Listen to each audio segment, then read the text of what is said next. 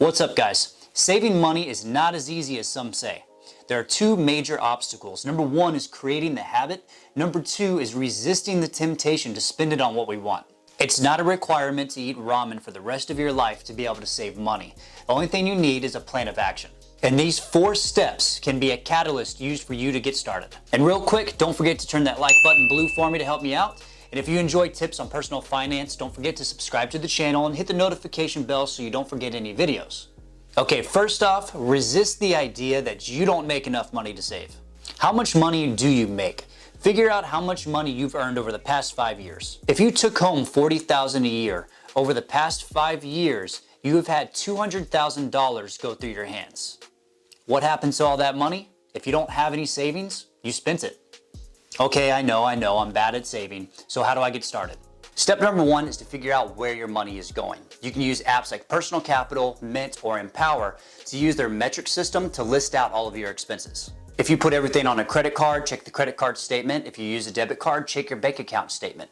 But when you go through this through the past couple months, I promise you're gonna find something that makes you cringe. I personally have a 50% savings rate, yet whenever I look at my statements, I still find things that make me wanna cuss. Once you find some categories that you can cut down on and free up some cash flow, then you move into step number 2, which is deciding what you actually want to save for. Saving just to save is very mundane and not very motivating. Set up short-term and long-term savings goals. Examples of different savings categories are like your eventual retirement or your emergency savings, and even personal things like saving up for a car or a college fund for your kids. I will put a link down in the description of a previous video I did on how to create a flow chart for your money to segue through different categories for your savings.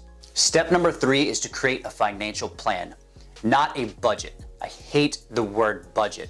It makes me feel like I have a mindset of scarcity. And the whole premise of being good with money is that we get to enjoy life and not feel like we have to go without. The most common plan recommended by financial advisors is the 50-30-20 rule, where 50% of your income is dedicated towards your living, 30% goes towards personal spending, and 20% goes towards your financial goals. Now, in my experience of people getting started with personal finance, squeezing all of your living expenses into 50% of your income can be very tough. So start out with the 60-20-20 rule, or even the 80-10-10 rule. The priority here is to separate your expenditures into different categories. And having a plan of action will significantly increase your financial success. Step number 4, set up a new account. Create an entire new savings account that is not your checking account. First off, it's very hard to resist the temptation whenever we see the cash in there.